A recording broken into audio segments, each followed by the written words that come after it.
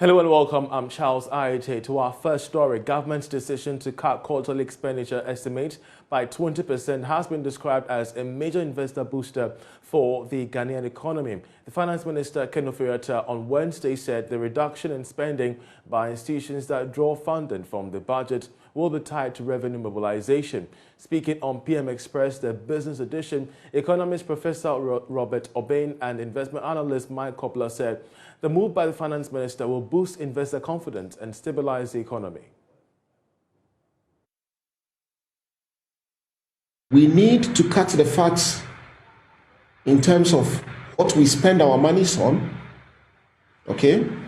There seem to be, well, potentially, there could be some fat around our expenditures. And of course, it is why there is always this talk about corruption and the need to reduce corruption. But the second has to do with a reprioritization of our expenditures. Okay, to relook, take a step back, relook at the things we are spending our monies on, and ask whether we are getting the highest dividends in terms of returns for what we are spending our monies on. So that is important, and that will happen with this policy measure that the minister has announced. But of course, you cannot also forget the revenue side of things. And so, whether e-levy or not, we need to improve our revenue efforts. Businesses do not have too much leeway.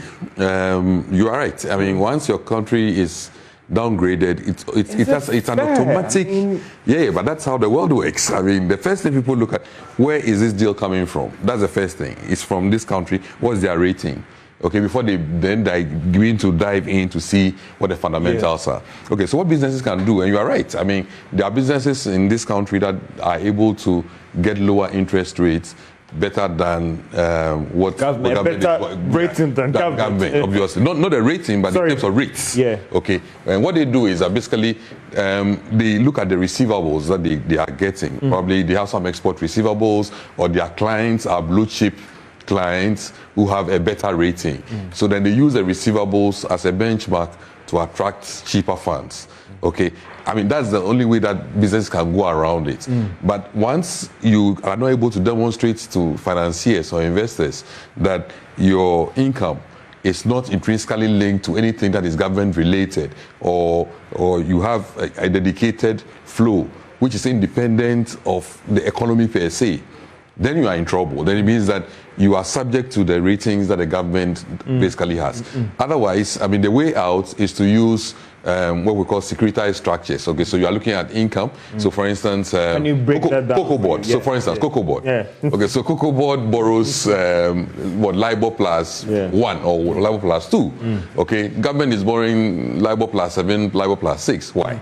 Because Cocoa Board's receivables, when they sell the cocoa outside, they sell to the likes of Barikadi, they sell to what do we call it, Cadbury. So those companies that they sell to, okay, are AAA companies.